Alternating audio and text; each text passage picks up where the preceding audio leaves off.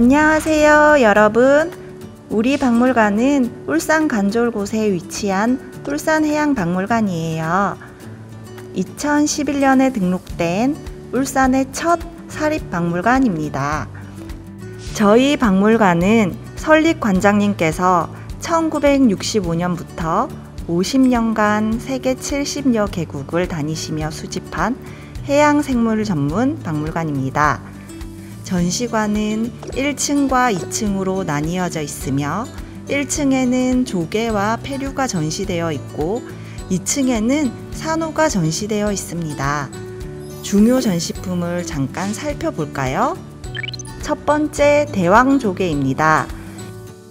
이 조개는 야외 전시장에도 전시되어 있는데요. 크기가 엄청 크지요? 이름은 대왕조개예요.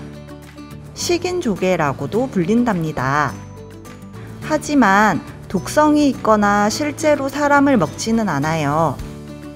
스스로를 방어하기 위해 폐각을 닫는 과정에서 다이버의 신체 일부가 물려서 사람이 죽는 경우가 있기 때문에 붙여진 이름이랍니다. 두 번째, 개오지입니다. 조개 및 고동은 고대 문명에서 장식품이자 화폐로도 활용되었는데요. 현대화폐 경제의 초기 형태라고 생각할 수도 있어요. 세 번째, 앵무조개입니다. 암모나이트와 사촌지간인 연체동물로서 고생대부터 현재에 이르기까지 진화의 폭이 크지 않아 살아있는 화석으로 불려요. 촉수에는 빨판이 없는 것이 특징이랍니다. 네 번째, 산호입니다. 2층에는 굉장히 많은 산호들이 전시되어 있어요.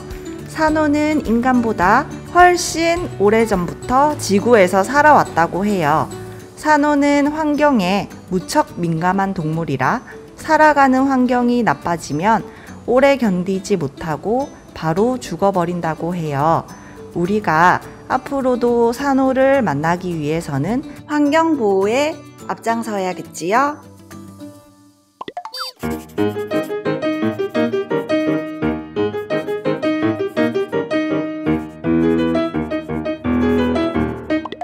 우리 박물관은 이번 길 위의 인문학 박물관 수업으로 바다를 품은 캔버스 폐각 모자이크라는 프로그램을 준비했어요. 1교시에는 자연의 아름다움을 담은 폐각에 대해 알아보고 2교시에서는 폐각을 이용한 예술에 대해 알아보고 직접 체험을 해볼 거예요. 첫 번째로 폐각에 대해서 알아보겠습니다. 폐각은 무엇일까요? 페류는 조개나 고등과 같이 단단한 껍데기를 가지고 있는 연체동물을 뜻하는데 보통 조개라고 불러요. 이 조개의 단단한 껍데기를 폐각이라고 해요. 전 세계 페류 중 60%가 열대기후에 속한 바다에 서식하고 있어요. 알록달록 다양한 색깔의 폐각, 울긋불긋 다양한 무늬의 폐각, 삐죽삐죽 다양한 형태의 바다 폐각 등 다양한 폐각이 있어요. 폐각으로 무엇을 할 수 있을까요? 고대에는 물물 교환이 주로 이루어지면서 나누기 쉽고 휴대하기 편하고 썩지 않는 조그마한 물품들이 화폐 역할을 했어요. 화폐로 사용된 것은 실제로 개오지가의 고둥이에요. 특히 이 고둥 껍데기는 겉모습이 화려하고 단단해서 기원전 3000년경부터 돈으로 사용되었다고 해요. 그리고 고대인들에게 폐각은 이미 예술적, 정신적, 신앙적 존재로 다양하게 활용되었음을 알 수 있어요.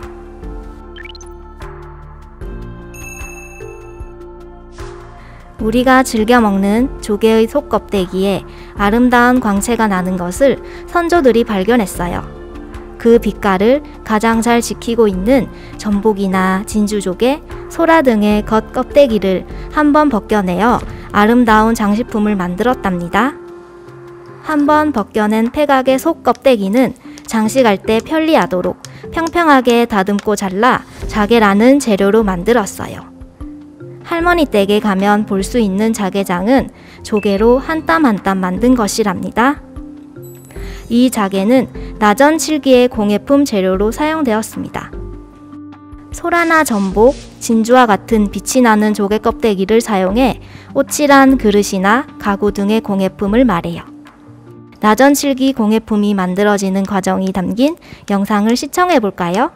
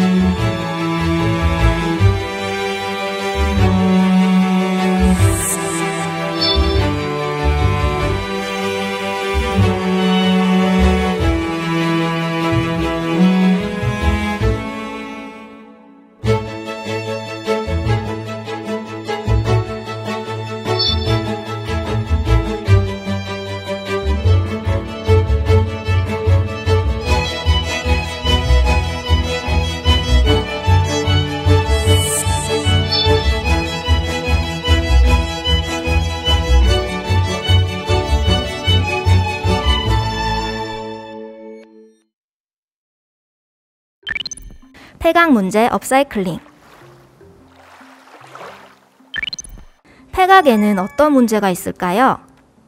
우리나라 사람들이 가장 많이 먹는 조개는 단연 굴이에요. 굴은 바다의 우유라고 불릴 정도로 영양소가 풍부하고 맛도 좋지요. 그런데 우리나라에서는 굴 소비량이 너무 많아요. 그래서 굴 껍데기가 많이 배출되는데 1년에 우리나라에서만 30만 톤 정도 발생한다고 해요. 이와 비슷한 현상이 우리나라 섬진강에도 있대요. 섬진강은 1급수의 맑은 강으로 여기에서 자라는 민물조개 제첩이 유명하지요. 그런데 제첩 알맹이는 많이 소비되긴 하지만 제첩 껍데기는 쓰레기로 방치되어 문제가 되고 있어요. 그래서 해결책으로 아이디어를 낸 것이 업사이클링이에요. 업사이클링이 무엇일까요?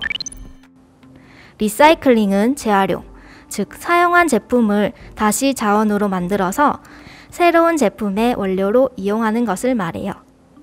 업사이클링은 재활용, 쓸모없거나 버려지는 물건을 새롭게 디자인하여 상품으로 재탄생시키는 것을 말해요. 리사이클링보다 한 단계 업그레이드 됐다고 할 수 있지요. 그렇다면 업사이클링 사례를 한번 알아볼까요? 첫 번째, 굴 껍데기를 시멘트 원료로. 쓰레기로 취급된 굴 석대기는 화력발전소에서 태워 탈황 원료로 재탄생하는 업사이클링을 진행 중이에요. 여기서 탈황 원료란 석탄 화력발전소에서 석탄을 태울 때 나오는 오염물질인 황을 제거하기 위해 사용되는 원료예요. 본래 석회석이 탈황 원료로 사용되었으나 굴 껍데기를 대체 원료로 개발한 거죠. 두 번째, 남도상해 섬진강 프로젝트. 광양주민사업체 남도상해에서 시행하는 업사이클링 프로젝트는 섬진강을 노래하다라는 주제로 제첩 껍데기를 제첩발이라는 인테리어 소품으로 재탄생시켰어요. 지역성을 살리면서도 멋진 관광상품을 만들어낸 사례라고 할 수 있지요. 세 번째, 쉘아트로. 폐각의 소비로 인해 발생된 환경 문제에 버려진 폐각을 이용한 공예품을 만드는 쉘아트로 업사이클에 동참한 사례예요. 조금만 생각을 바꾸면 쓸모없다고 생각한 폐각으로도 다양한 작품이 재탄생할 수 있어요. 자, 그럼 2교시에는 폐각을 이용한 예술에 대해 알아보고 직접 체험을 해볼게요.